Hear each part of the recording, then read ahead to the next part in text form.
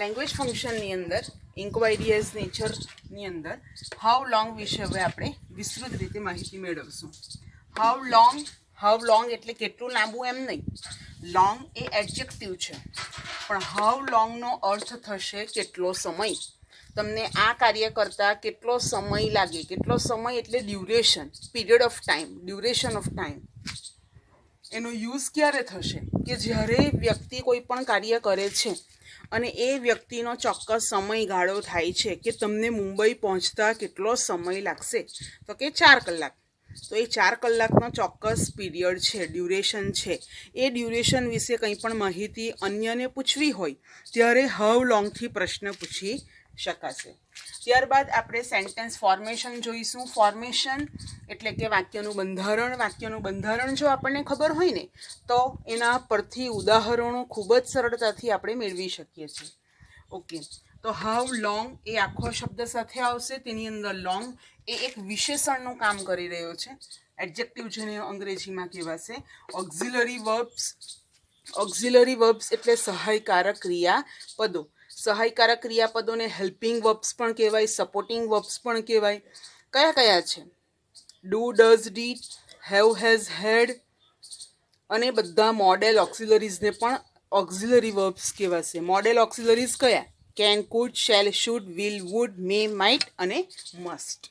ત્યારબાદ auxiliary verb આવશે. Auxiliary verb અહીંયા એક્ઝામ્પલમાં જોઈએ તો ડુ છે, ઓક્સિલરી વર્બમાં ડીડ છે, વિલ એ ટુ બીનું રૂપ છે અને ડુ ફરીથી ઓક્સિલરી વર્બ છે.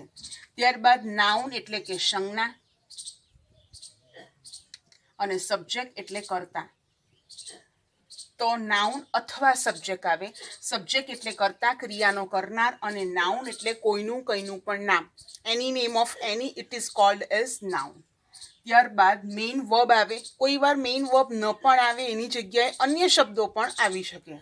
And then question mark. આપણી વાત થઈ હતી તે પ્રમાણે જો તમે પરીક્ષામાં ક્વેશ્ચન માર્ક ન કરો તો માર્ક તો મળે, પણ કેટલા? 0.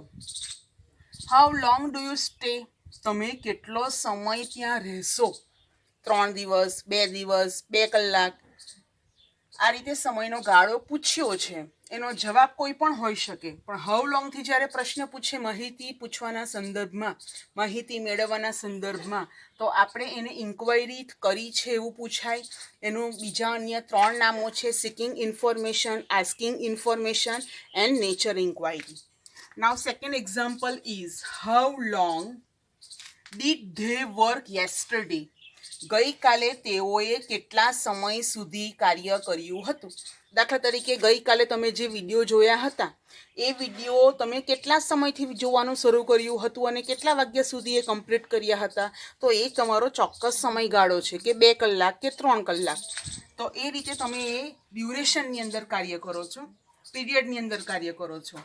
How long will you play tomorrow? તમે આવતીકાલે કેટલો સમય સુધી રમશો? 3 કલાક, 2 કલાક, આ રીતે. How long do the student study at home? બાળકો, વિદ્યાર્થીઓ ઘરે કેટલો સમય સ્ટડી કરે છે, અભ્યાસ કરે છે? તો આવા બધા જ વાક્યોને આપણે હાઉ લોંગથી પૂછાતા હોય તો સમયનો ગાળો પૂછવા માટે હાઉ લોંગનો ઉપયોગ કરીએ છીએ. 5મું વાક્ય તમારે જાતે બનાવવાનું છે. ત્યાર પછી આપણે નેક્સ્ટ પોઈન્ટ ઇન્ક્વાયરી એઝ નેચરની અંદર કરીએ.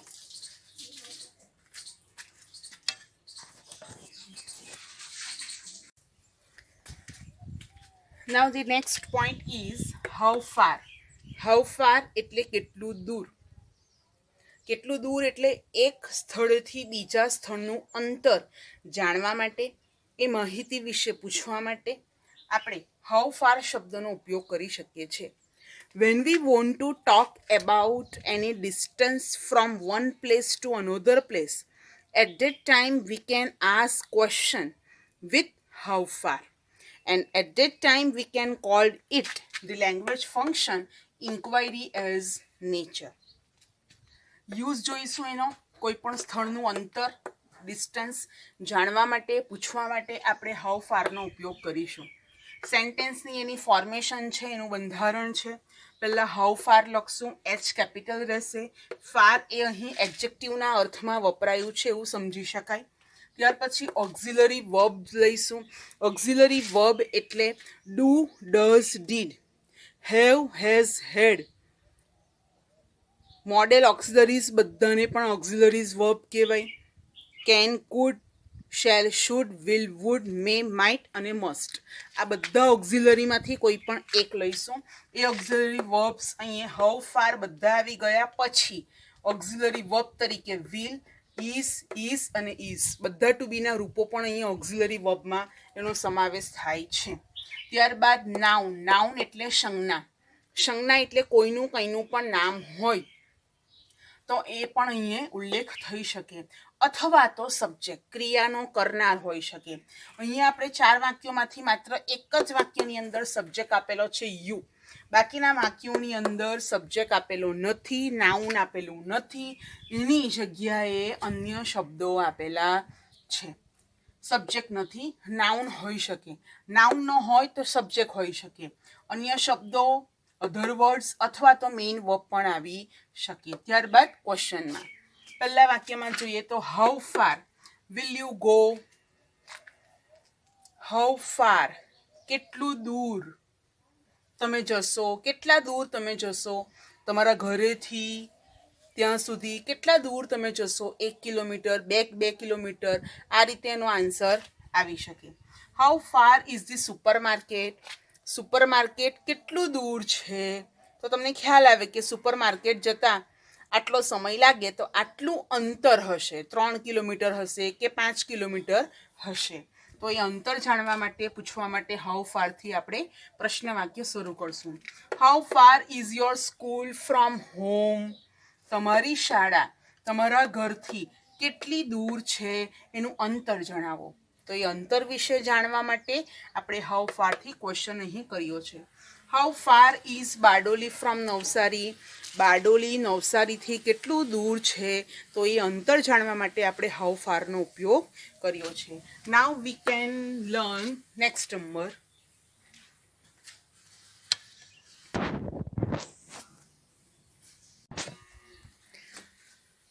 Next point we learn how old.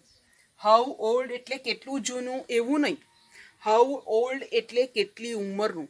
આપણે કોઈ વ્યક્તિ વિશે, કોઈ વસ્તુ વિશે એની ઉંમર જાણવી હોય કે આ કેટલું છે, એની કેટલી ઉંમર છે, કેટલા વર્ષનું છે, તો એ ઉંમર જાણવા માટે આપણે હાઉ ઓલ્ડથી પ્રશ્ન પૂછી શકીએ છીએ. When we want to know about anyone's age, any non-living or living person's age, at that time we may ask with the question how old, and it is called as inquiry as nature the language function. Meaning જોઈએ તો એની કેટલી ઉંમર એવું અર્થ થાય છે. એનો ઉપયોગ ઉંમર, વર્ષ, એજ વિશે જાણવા માટે, પૂછવા માટે. ફોર્મેશન જોઈ લઈએ સેન્ટેન્સનું. સેન્ટેન્સનું ફોર્મેશન હશે તો એના પરથી તમે સરસ રીતે વાક્યો બનાવી શકશો. હાઉ ઓલ્ડ, ઓલ્ડ એ અહીંયા એડજેક્ટિવના અર્થમાં યુઝ થયું છે. ત્યાર પછી ઓક્ઝિલરી વર્બ આવશે. ઓક્ઝિલરી વર્બ્સ અથવા ટુ બીના ફોર્મ્સ. ટુ બીના ફોર્મ્સ વર્તમાનકાળના એમ ઇઝ આર, ભૂતકાળના વોઝ વર, ભવિષ્યકાળના શેલ બી, વિલ બી. ત્યારબાદ ઓક્ઝિલરી વર્બ્સ તરીકે do, does, did, have, has, had, can, could, shall, should, may, might, must. આ બધા ઓક્ઝિલરી વર્બ્સ છે. એમાંથી કોઈ પણ એક વાક્યમાં એક ઓક્ઝિલરી વર્બ્સ આવી શકે છે. ત્યારબાદ અહીંયા ઓક્ઝિલરી વર્બને ઓળખવા હોય ને એક્ઝામ્પલ્સમાં તો ઇઝ છે અને આર છે. ત્યારબાદ નાઉન એટલે કે સંજ્ઞા અને સબ્જેક્ટ એટલે કર્તા. કોઈ પણ ક્રિયાનો કરનાર હોય એને સબ્જેક્ટ કહેવાય અને સંજ્ઞા કોઈનું પણ નામ હોય એને સંજ્ઞા કહેવાય. અહીં તમે જોઈ શકો છો your car, your brother, AB school અને યુ. આટલા શબ્દો નાઉન અથવા સબ્જેક્ટ તરીકે વર્ક કરશે. ત્યાર પછી મેઇન વર્બ હોય, ન પણ હોય, અધર વર્ડ્સ હોય, ન પણ હોય, પણ ક્વેશ્ચન માર્ક તો દરેક વાક્યોમાં લાસ્ટમાં આવશે જ. તો જ એ કમ્પ્લીટલી ઇન્ક્વાયરી થયેલી છે એવું કહેવાય. ઇન્ક્વાયરી કંઈ સાદા ફૂલ સ્ટોપવાળા વાક્યમાં થોડું થાય, એમાં તો છેલ્લે ક્વેશ્ચન માર્ક તો જોઈશે જ. Okay, now examples. How old is your brother. તારા ભાઈની ઉંમર કેટલી છે, અથવા તો તારો ભાઈની ઉંમર કેટલી છે, તારો ભાઈ કેટલા વર્ષનો છે. કેટલી ઉંમર અથવા કેટલા વર્ષનો એવું પૂછી શકાશે. How old is your car? તારી કાર કેટલી જૂની છે એવું નહીં, તારી કાર કેટલા વર્ષની છે, કેટલા વર્ષોની છે, કેટલા વર્ષો જૂની છે. How old is your AB school? કે એબી સ્કૂલ કેટલા વર્ષની છે, કે ભાઈ આટલા વર્ષોથી સ્ટાર્ટ થયું છે તે રીતે. How old are you? તારી ઉંમર કેટલી છે, તું કેટલા વર્ષનો છે. એટલે અહીંયા ઉંમર પૂછવા માટે, ઉંમર જાણવા માટે, એ માહિતી મેળવવા માટે આપણે હાઉ ઓલ્ડનો ઉપયોગ કરીશું. દરેક એલિમેન્ટ્સની અંદર છેલ્લું 5મું વાક્ય તમારે જાતે બનાવવાનું રહેશે અને એ ખૂબ જ સરળ રહેશે. અને એનું ડિસ્કશન આપણે વર્ગખંડની અંદર ક્લાસરૂમમાં કરીશું. ત્યારબાદ હાઉ ઓલ્ડની અંદર એના સિવાયનો પણ આવી શકે છે. How big? કેટલી size. How big is this building? How big is your house? How big is your cellphone? કંઈ પણ વસ્તુની સાઇઝ જાણવા માટે આપણે હાઉ બિગથી પણ પ્રશ્ન કરી શકીએ છીએ. તો અહીં students WH question type complete થયો. Now we will learn the next type non WH. Non WHના જેટલા 20 પોઈન્ટ્સ છે એ 20 પોઈન્ટ્સને આપણે 1 બાય 1 લર્ન કરીશું. Okay, so I hope you made your own notebook of language function. My subject code is E5 and you write down with the concentration, interest and focus. If you haven't interest, focus and concentration, you can't understand anything. Okay, now next type non-WH questions.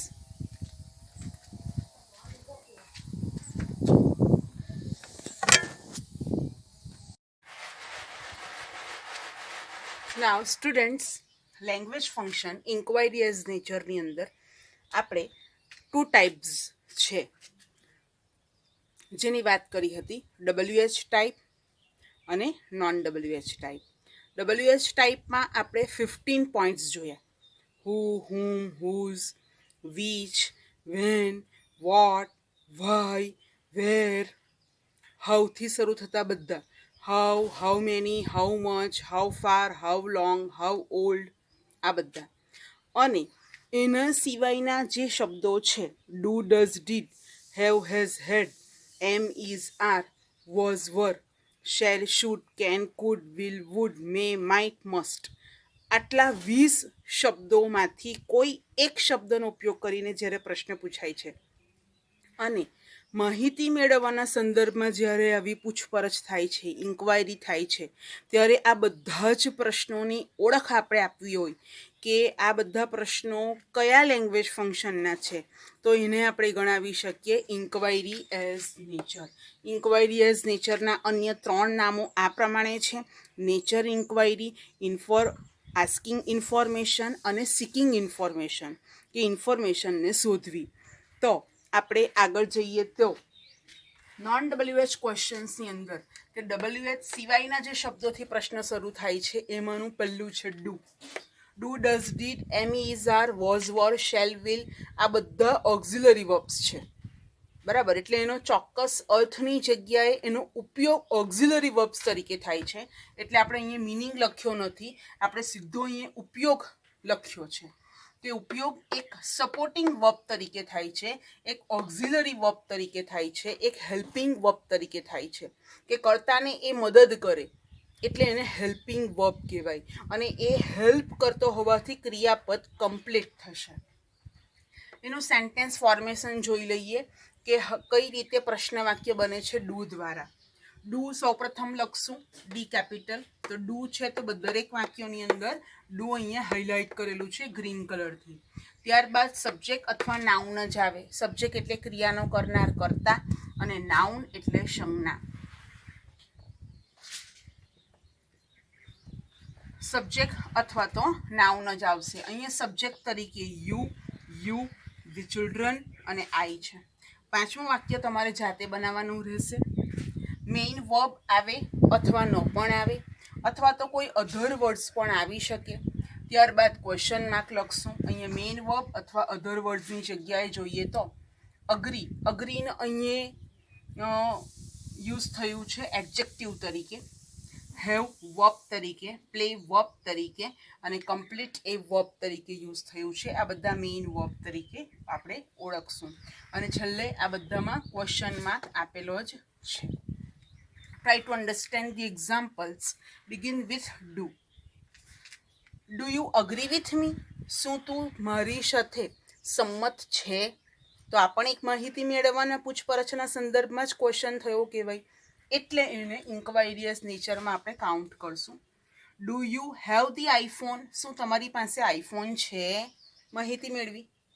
Do the children play at evening? શું બાળકો સાંજે રમે છે? Do I complete your work? શું હું તારું work complete કરી શકું? આ રીતે અહીંયા વાક્યો આપેલા છે. ડુથી શરૂ થતા બહુ બધા વાક્યો તમારી પાસે છે અને એ વાંચન તમે કરી શકો છો એક્સ્ટ્રા. તમારી પાસે વીસી ખત્રી ગ્રામર બુક પણ આવી ગઈ છે, તો એને પણ તમે ચેપ્ટર વાઇઝ રિવિઝન કરો તો વધારે સારું. પેન્સિલ હાથમાં લઈ લેવાની છે કે જેથી અંદરના મેઇન પોઈન્ટ તમે અંડરલાઇન કરી શકો. એક ડાયરીમાં ડાઉટ્સ પણ નોટ કરતા જવાના કે જે પોઈન્ટમાં તમને સમજ પડી નથી.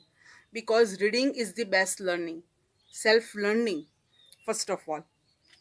જાતે જેટલું કરશો એટલું તમને જ ફાયદો છે. સમજ શક્તિ કેળવવાની છે. કેટલા કલાક વાંચ્યું, કેટલું લખ્યું એ મહત્ત્વનું છે, પણ એના કરતાં વિશેષ મહત્ત્વનું તમારી સમજ શક્તિ કેટલી ડેવલપ થઈ. How you develop your understanding skill, it is the main point.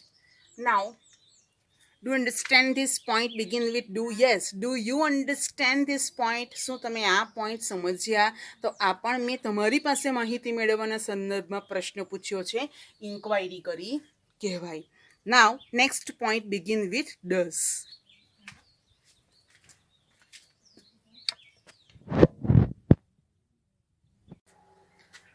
Now, the next point is second, does. We know very well in the table of tenses, third person singular, he, she, it. With these three, we must use the supporting verb does. Means he, she અને it એ ત્રીજો પુરુષ એક વચન કહેવાય. એટલે એની સાથે ક્રિયાપદનું મૂળ રૂપ જ વપરાય અને એ મૂળ રૂપની અંદર થોડો ફેરફાર કરાય. ફોર એક્ઝામ્પલ, જો હું આખું ટેબલ બોલી જાઉં તો I go, we go, you go, you go, he, she, it goes, GOES. he, she, it સાથે goes અને બાકીના બધા સાથે ગો લાગે. કેમ લાગે? ગો શબ્દની અંદર ડઝ પ્લસ થાય. ગો શબ્દની અંદર ગો જે મેઇન વર્બ છે એમાં એક સપોર્ટિંગ વર્બ ડઝ એડ થશે. Go plus does is equal to goes. And third person with third person singular we need to use S or ES or double S in some way in the main verb. C છે તો he, she, it સાથે sees થશે. Speak છે તો speaks થશે. Walk છે તો walks થશે. લર્ન છે તો લર્ન્સ થશે.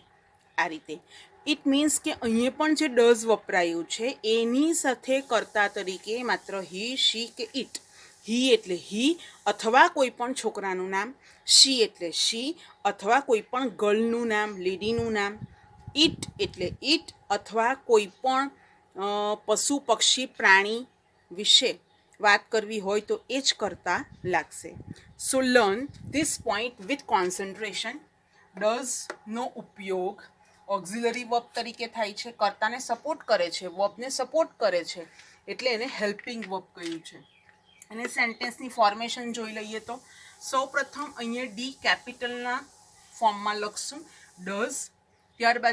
ત્યાર પછી એની બાજુમાં સબ્જેક્ટ એટલે કે કર્તા અથવા તો નાઉન. અહીંયા કર્તા તરીકે તમે જોઈ શકો છો. You can see very easily does that child and it.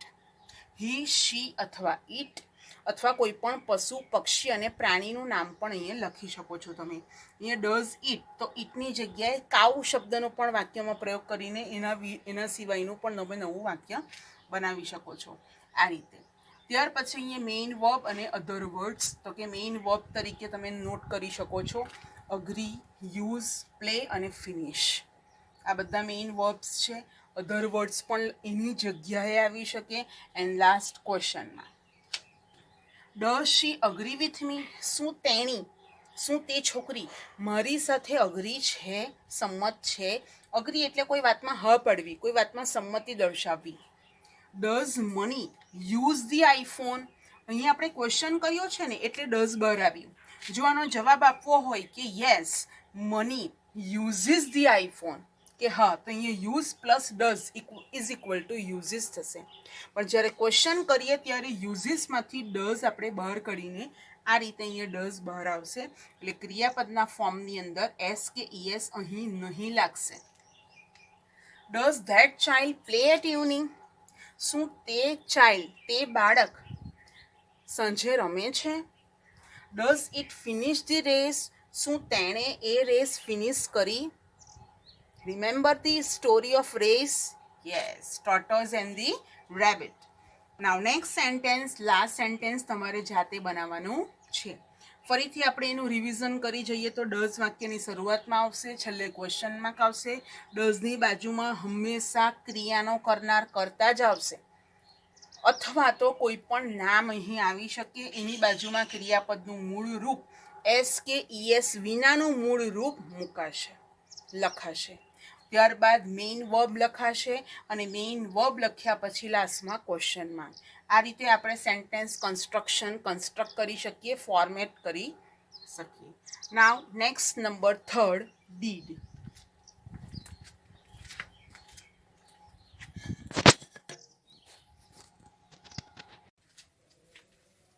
Now dear students, non WH ક્વેશ્ચનની અંદર લાસ્ટ પોઈન્ટ આપણે ડુ અને ડઝ જોયા. ડુ અને ડઝ એ વર્તમાન સમયમાં વપરાય છે. જ્યારે ભૂતકાળનો કોઈ સમય હોય, જે કોઈ ક્રિયા થોડા સમય પહેલાં પૂર્ણ થઈ ચૂકી છે, જે ભૂતકાળમાં ગણાય કે ભાઈ ગઈકાલે રાત્રે અમે આ કાર્ય કર્યું હતું, તો એવા જે કોઈ પણ વાક્યો છે જે ભૂતકાળ સૂચવે છે એના વિશે આપણે આગળ પ્રશ્ન પૂછી શકીએ છીએ ડીડથી. તો જોઈએ આપણે ડીડનો ઉપયોગ થશે as an auxiliary verbs. We have talked earlier about that all auxiliaries verb do, does, did, have, has, had, all model auxiliaries can, could, shall, should, will, would, may, might, must, all to be verbs is, are, was, were, shall be, will be. તો આ બધા auxiliary verb એક supporting verb તરીકે use થાય છે, જેને એક સહાય કરતા ક્રિયાપદ કહેવાય. સબ્જેક્ટ હોય ને તો સબ્જેક્ટને સપોર્ટની જરૂર પડે, તો એ જે સપોર્ટ સિસ્ટમનું કામ છે એ કોણ કરે છે, તો આ બધા ઓક્ઝિલરી વર્બ કરે છે, જેને લઈને કોઈ ચોક્કસ ક્રિયા થઈ શકે છે. તો ભૂતકાળની આવી જ કોઈ ક્રિયા સૂચવાય છે અહીં, તો એનો ઉપયોગ એક સપોર્ટિંગ વર્બ તરીકે, એક હેલ્પિંગ વર્બ તરીકે થાય છે. એની સેન્ટેન્સ ફોર્મેશન આપણે ડુ અને ડઝની જોઈ હતી એ જ રીતે, માત્ર અહીંયા ડી કેપિટલ લખશું, સબ્જેક્ટ અહીંયા કરતા, નાઉન એટલે સંજ્ઞા, મેઇન વર્બ આવશે, અથવા તો મેઇન વર્બ મોટે ભાગે આવે જ, પણ ન આવે તો અધર વર્ડ્સ પણ આવી શકે. એન્ડ લાસ્ટ ક્વેશ્ચનમાં now see the more examples. Number 1, did Rima make pasta?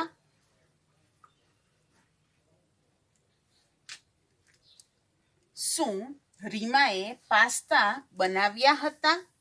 તો બાળકો આપણે એક ઇન્ક્વાયરી કરી કહેવાય, આ એક માહિતી પૂછી કહેવાય, એટલે આપણે એને ઇન્ક્વાયરી એઝ નેચરમાં કાઉન્ટ કરશું. એટલે આ વાક્ય જો આપેલું હોય, જોડકા જોડવાના હોય, મેચ એ વિથ બી, અને એક તરફ એ હોય બીજી તરફ બી હોય, તો એ તરફ બધા એક્ઝામ્પલ્સ હશે અને બાજુમાં એના આન્સર્સ હશે. તો એની અંદર આ જો વાક્ય આપેલું હોય અને આપણને ખબર પડે કે આ માહિતી પૂછવાના સંદર્ભમાં ક્વેશ્ચન કરેલો છે, તો એને આપણે ઇન્ક્વાયરી એઝ નેચરનો આન્સર છે એવું કાઉન્ટ કરી શકીએ. અથવા તો બીજી રીતે પૂછાય છે તે રીતે ડીડ અને રીમાં આપેલું હશે. બાકીનું વાક્ય તમારે જાતે બનાવવાનું છે. અહીંયા કોઈ પણ ક્રિયાપદ લઈને તમે વાક્ય બનાવી શકો છો. એવું જરૂરી નથી કે મેં લખાવેલા વાક્યો જ તમારે લખવાના છે. વાક્યો કમ્પ્લીટ કરવા માટે એ એક્સરસાઇઝ પણ આપણે રિવિઝનના સ્વરૂપે આના પછીના લેંગ્વેજ ફંક્શન પોઈન્ટ પતી જાય એટલે કરીશું. Did Rima make pasta. Next sentence is did Rahul jump from that wall? શું પેલી વોલ પરથી રાહુલે જમ્પ કર્યો હતો?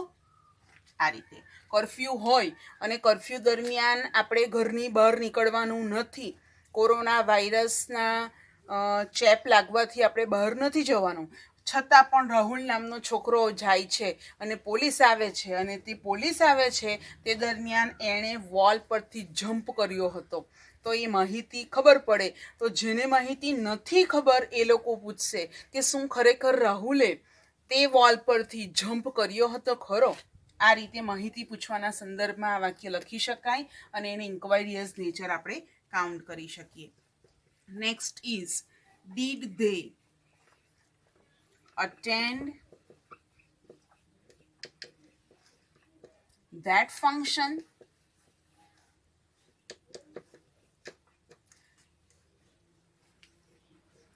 Did the students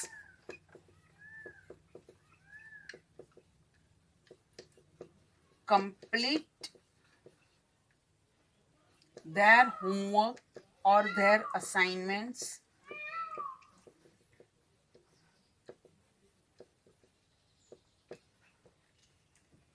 Did they attend that function?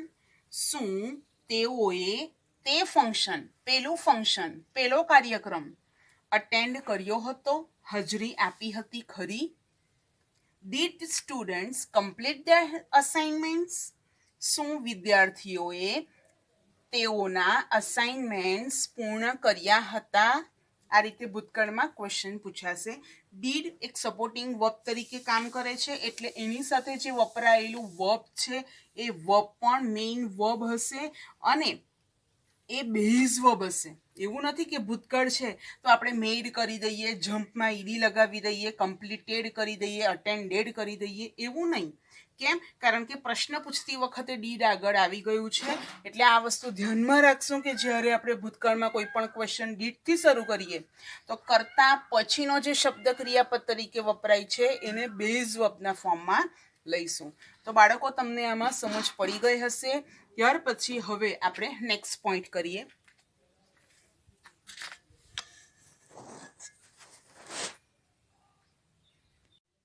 Now the next point, number 4, is have. We know that have is also an auxiliary verb. It is also called as supporting verb, helping verb. એક સહાયકારક ક્રિયાપદ તરીકે ઉપયોગમાં આવશે. હેવની શરૂઆતની અંદર પ્રશ્ન શબ્દ તરીકે યુઝ થશે અને એની સેન્ટેન્સની ફોર્મેશન શું રહેશે તો કે ડુ ડઝ ડીડની જેમ હેવ પણ વાક્યની શરૂઆતમાં આવશે. You should write down H is capital. Then subject કર્તા, નાઉન કર્તા ન હોય ને તો નાઉન આવી શકે સંજ્ઞા તરીકે, મેઇન વર્બ એક મુખ્ય ક્રિયાપદ તરીકે, અધર વર્ડ્સ અથવા અધર words and question mark. So you should keep in mind this sentence formation. Now see the examples. Begin with have.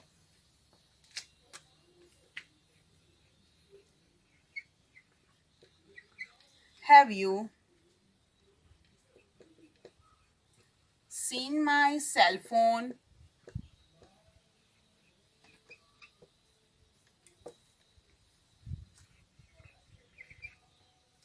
Have the students got an admission?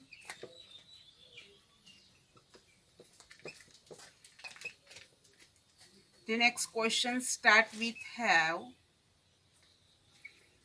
Have your friends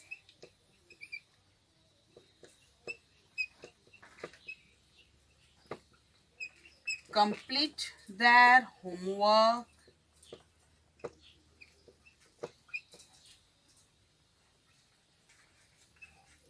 have the children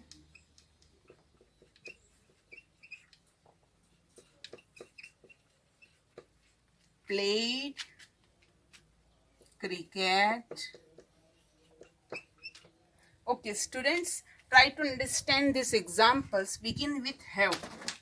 You should keep in mind that with have, you have to write down the third form, V3, base verb, past form, and past participle. So see, saw, and seen.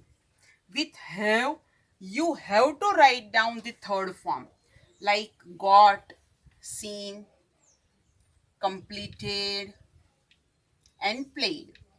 Okay, have. With have, the subject is only I, we, you, they. આટલા ચાર જ subject એની સાથે આવી શકે. અને you પણ કેવું બહુવચનમાં હોય એ ખ્યાલ આવે છે. માત્ર હેઝ જે હોય એક વચન બહુવચન યુની સાથે હેવ આવે, પણ માત્ર શી, હી અને ઇટ આ ત્રણ શબ્દો હોય. હી એટલે કોઈ પણ વ્યક્તિનું નામ અથવા હી, શી એટલે કોઈ પણ છોકરીનું નામ અથવા શી, અને ઇટ એટલે કોઈ પણ પશુ પક્ષી પ્રાણીનું નામ અથવા ઇટ. એની સાથે હંમેશા ક્વેશ્ચન પૂછતી વખતે હેઝનો ઉપયોગ થશે, જે આના પછીના પોઈન્ટમાં આપણે જોઈ લઈએ. પણ અહીં હંમેશા બહુવચનનો પણ ઉપયોગ થઈ શકે. ચિલ્ડ્રન એટલે એક નહીં કહેવાય, ઘણા બધા કહેવાય. Plural, friends plural, students plural. અહીંયા યુ એક વચન કે બહુવચન બંનેમાં લખી શકાય. માત્ર હી, શી, અહીંયા જો ફ્રેન્ડ્સની જગ્યાએ ફ્રેન્ડ હોય ને તો અહીંયા ક્વેશ્ચનમાં હેઝ આપણે લખવો પડે. સો do you understand this point? Okay, fine. If any query, just ask in comment box. I will reply you. Now the next point is number 5, has.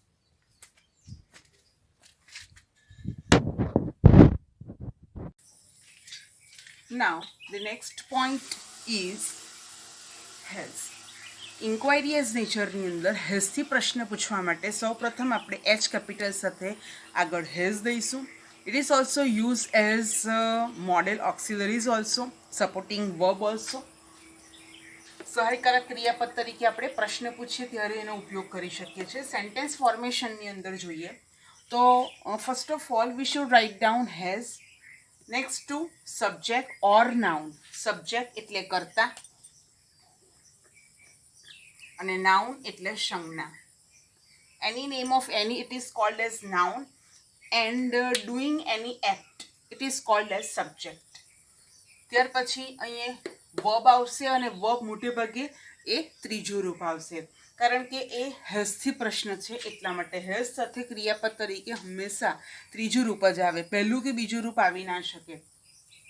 Other words આવે, કદાચ અધર વર્ડ્સ ન પણ આવે, અને જગ્યાએ કદાચ ઓબ્જેક્ટ પણ આવી શકે, તો એ અહીંયા કોઈ પણ વસ્તુ યુઝ થઈ શકે. And last question mark. Inquiry કરીએ છીએ, માહિતી મેળવીએ છીએ, સિકિંગ ઇન્ફોર્મેશન છે એટલે ક્વેશ્ચન માર્ક રહેશે. Now see the examples. Has Ami gone there. શું અમી ત્યાં ગઈ હતી? ધેર ત્યાં ગઈ હતી. Has Vishal completed his homework. શું વિશાલે એનું હોમવર્ક પૂરું કર્યું છે? Present perfect tense. Has your mother gotten my gift. શું તારી મમ્મીને મારી ગિફ્ટ મળી ગઈ છે? મેં જે તારી મમ્મીને ગિફ્ટ આપી હતી એમની બર્થડે પર, શું એ ગિફ્ટ એમને પહોંચી ગઈ, મળી ગઈ, ગમી એમને? Has it just jump. શું તે અત્યારે જ કૂદ્યો? તે કોઈ પણ પશુ પક્ષી પ્રાણીની વાત કરવા માટે પણ આપણે ઈટ શબ્દનો ઉપયોગ કરી શકીએ છીએ. Has Narendra Modi fulfilled all the desires of people. આ રીતે પણ આપણે વાક્ય લખી શકીએ છીએ. તો હેઝથી બહુ બધા પ્રશ્નો આપણે પૂછી શકીએ છીએ, અને પરીક્ષામાં કઈ રીતે પૂછાય તો એની ફરીથી વાત કરી લઈએ. તો હેઝ અમી, અહીંયા સુધી વાક્ય આપણી પાસે આવે અને એની ઉપર સૂચના હોય કમ્પ્લીટ ધી સેન્ટેન્સ, તો તમારે આ વાક્યને કમ્પ્લીટ કરવાનું હોય. બીજી રીત પૂછાય તો આવી રીતે બધા સેન્ટેન્સ આપ્યા હોય અને એની ઉપર સૂચના હોય identify the language function. Language function ઓળખાવો તો તમારે લેંગ્વેજ ફંક્શનનું નામ આપવું પડે ઇન્ક્વાયરી એઝ નેચર. અને ત્રીજી રીતે ડાયલોગમાં પૂછાય છે. બે જણ વાત કરતા હોય, એક જણ બોલે છે અને બીજો જણ સાંભળે છે. જો એ સાંભળે છે એમાં ડેશ છે, એણે જે બોલવાનું છે એ બ્રેકેટમાં લખેલું છે ઇન્ક્વાયરી એઝ નેચર. તો તમારે ઇન્ક્વાયરી એઝ નેચરનું કોઈ પણ એક સેન્ટેન્સ બનાવવાનું છે. આપણે WH ક્વેશ્ચન્સ જોયા, તેમાંથી બનાવી શકો. નોન WH ક્વેશ્ચન્સની અંદર નંબર 5 પર આપણે આવ્યા છે. ત્યાર પછી આપણે હેઝ જોઈ લઈએ. આ નોટ ડાઉન કરી લઈશું.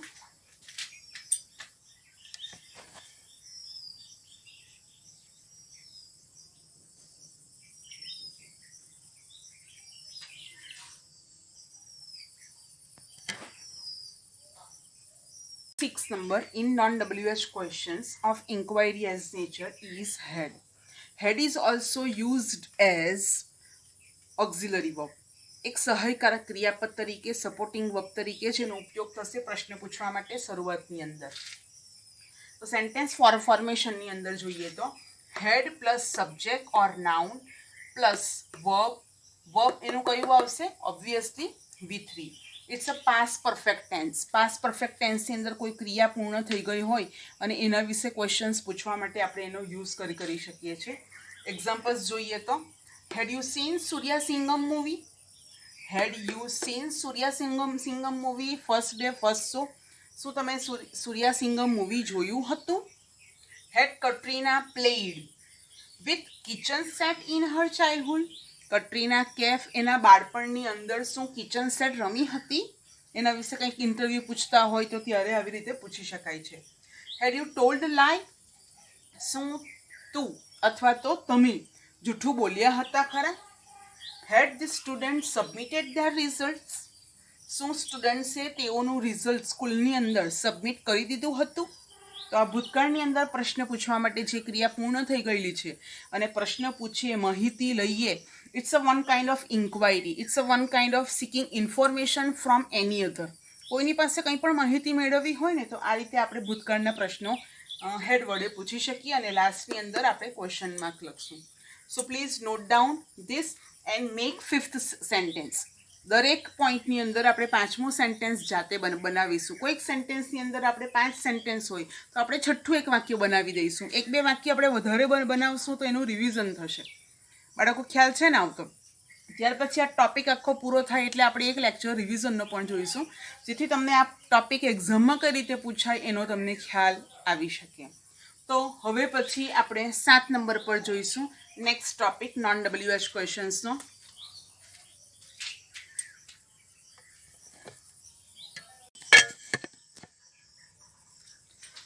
Now the next point of non-WH questions in inquiry as nature is head. Begin with head. The question begin with head. એ આપણે લાસ્ટ ટાઈમની અંદર જોયું. હવે આપણે જે ક્વેશ્ચન્સ જોવાના છે એ 7 નંબર પર આપણે M જોવાના છે. તો જ્યારે M થી ક્વેશ્ચન સ્ટાર્ટ થશે ત્યારે as an auxiliary verb એક સહાયકારક ક્રિયાપદ તરીકે યુઝ થશે. We know that am, is and are. These three are the to be forms of present tense. તો એ to be forms આવે અને present tense આવે તો present continuous tense પણ વપરાય. બરાબર છે? એટલે am is are સાથે ક્રિયાપદને ing પણ લાગી શકે.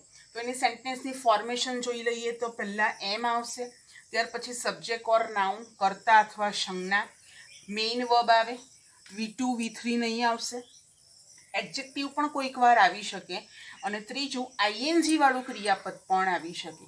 ing વાળું, કારણ કે એને આપણે ગણશું પ્રેઝન્ટ કન્ટિન્યુઅસ ટેન્સ. ત્યાર પછી ઓબ્જેક્ટ પણ આવે અથવા તો અધર વર્ડ્સ આવે અને લાસ્ટમાં ઓબ્વિયસલી ક્વેશ્ચન માર્ક. ઇન્ક્વાયરી છે ને એટલે ક્વેશ્ચન માર્ક તો આવવાનો છે. એક્ઝામ્પલ્સ જોઈએ. એમ I right?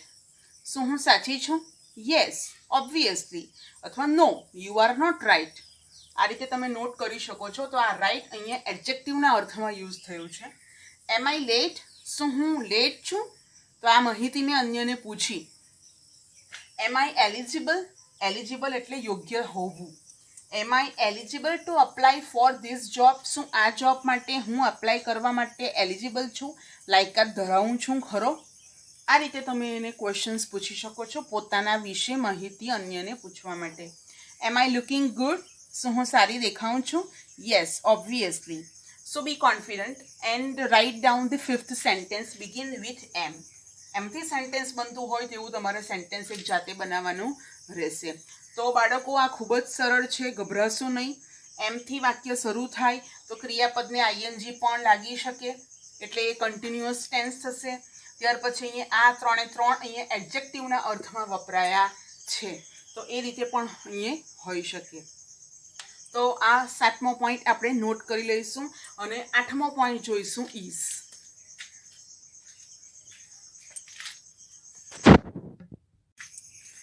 Now the 8 number questions start with is.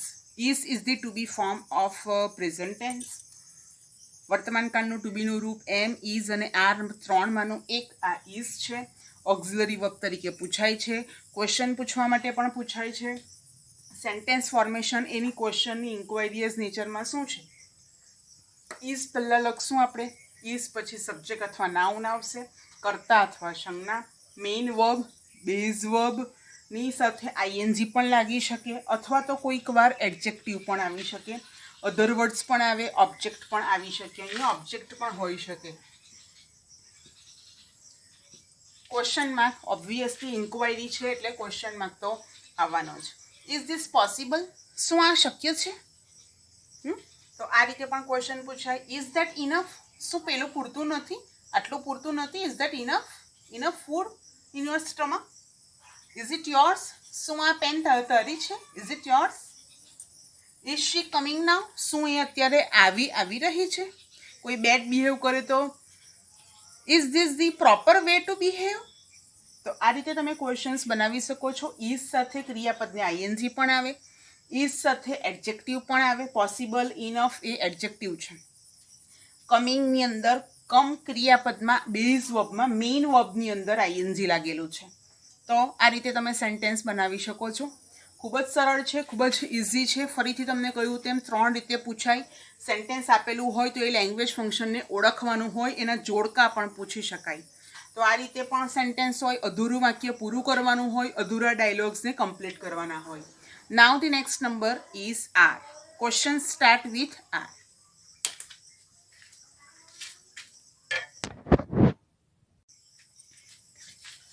Now the next question start with R. આરથી આપણે પ્રશ્ન પૂછીએ છીએ. આર એ ત્રીજું ટુ બી નું રૂપ છે વર્તમાન કાળનું.